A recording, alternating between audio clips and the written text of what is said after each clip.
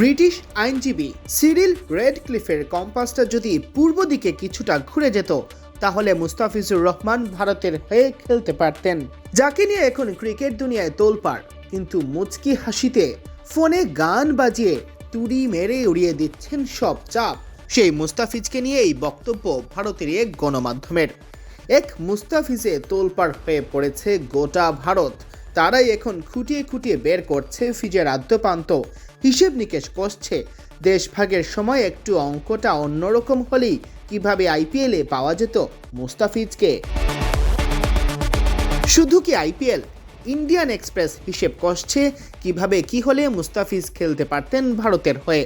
ভারতের শীর্ষস্থানীয় গণমাধ্যমটি লিখেছে, ব্রিটিশ আইনজীবী রেডক্লিফের কম্পাস যদি পূর্ব দিকে কিছুটা ঘুরে যেত তাহলে মুস্তাফিজুর রহমান ভারতের হয়ে খেলতে পারতেন।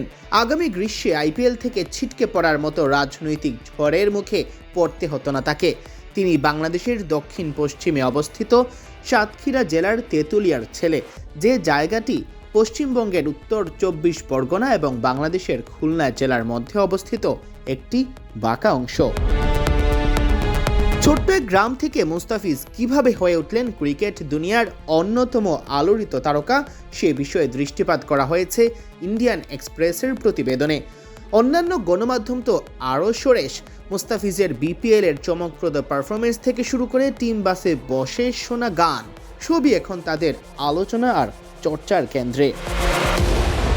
ভারতের এই সময় অনলাইন দাবি করছে মুস্তাফিজের নাকি আইপিএল এর টাকা হাতছাড়া হওয়ায় মাথায় হাত। যদিও বিপিএল এ মুস্তাফিজকে নির্ভার ভঙ্গিতেই দেখা যাচ্ছে প্রতিবার। তবে তাদের এই প্রতিবেদন বের হতে না হতেই খবর বের হয় আইপিএল এর সময়ই মাঠে গড়াতে যাওয়া পাকিস্তান সুপার লিগ পিএসএল খেলবেন মুস্তাফিজ। তা দেখে আরও এক প্রভাবশালী গণমাধ্যমের দাবি, এতে নাকি ফিজ দুধের স্বাদ ঘোলে মেটাবেন। পাকিস্তানকে সেখানে বাংলাদেশের বন্ধু হিসেবে উল্লেখ করার পাশাপাশি হলফ করে লেখা হয়েছে মুস্তাফিজ পিএসএলে কোটি টাকাও পাবেন না।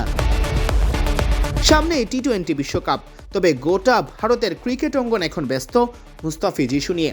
আইপিএল নিলামে 9 কোটি 20 লাখ রুপিতে মুস্তাফিজকে কিনে নেয় কলকাতা নাইট রাইডার্স। তবে অযাচিতভাবে বিসিসিআই তাকে দল থেকে বাদ দেওয়ার নির্দেশ দেয় কলকাতাকে।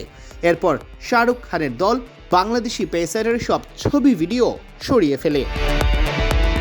এতে বাংলাদেশ নেয় কঠোর অবস্থান, যার জন্য হয়তো প্রস্তুতি ছিল না ভারতে বিশ্বকাপ খেলতে অস্বীকৃতি জানিয়ে টাইগারদের ম্যাচ শ্রীলঙ্কায় আয়োজনের দাবি জানানো হয়।